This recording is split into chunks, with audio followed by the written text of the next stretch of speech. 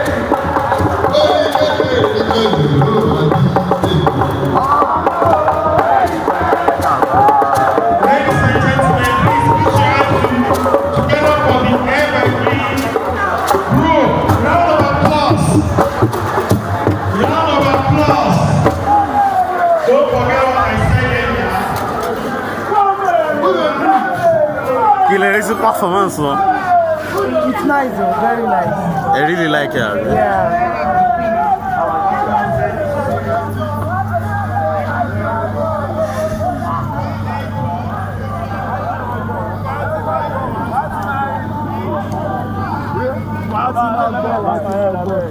Sorry, kí lorúkọ group yín? Fight Finders Art Production ball. Taiwayi, our Agbada Men Squad.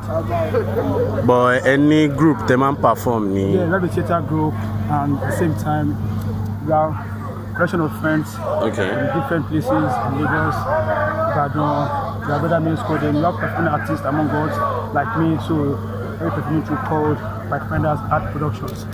So kò síbi tẹ́ ti lè lọ perform àbí? Of course. As you know, as far as Calabar, as far as Togo, as far as across Africa, across Europe. That time been on follow to our share the soonest. Yeah. All right, thank you. Yeah, you're welcome, sir. Gẹ́gẹ́ bí mo ṣe ń sọ lọ, ẹ ṣì máa gbọ́ ní background pé wọ́n ṣe ń lo ìlú yẹn, and ibi tá a dẹ̀ wà tí mo sọ fún yín lẹ́ẹ̀kan ní Government College Ibadan. Wọ́n dá school yìí sílẹ̀ ní ọdún 1929, ìkan lára àwọn iléèwé àkọ́kọ́ ní ìlú Ìbàdàn. In fact, ní orílẹ̀-èdè Nàìjíríà ní iléèwé yìí, and iléèwé yìí ìgbà tí wọ́n ń kọ́ lọ́wọ́ náà ni wọ́n kọ́ Mapo Hall. Ẹ mọ̀ Mapo Hall tó wà ní Mapo ní ìlú Ìbàdàn. So ìgbà yẹn náà ni wọ́n kọ́ iléèwé ìtàdé sọ yìí, ó ju University of Ibadan lọ. Ẹ jẹ́ kí n mú yín káàkiri inú Government College ká wo bí ó ṣe rí ní ọdún 2021. School of our pride, built on the rock, where other justice and fair play you. They want you that we like for being youth. We are guidelines throughout our lives. School of our pride, we built on the service to all shall come to serve. Consideration for our nation, for a head that could lie, for a time princess, for honesty, for dignity. School of our pride, we build on the generation shall come and go. For her, this one hate me, may we come to the world, for us of your word. Nothing now, that's what we now. School of our pride, we build on the of school of GCI.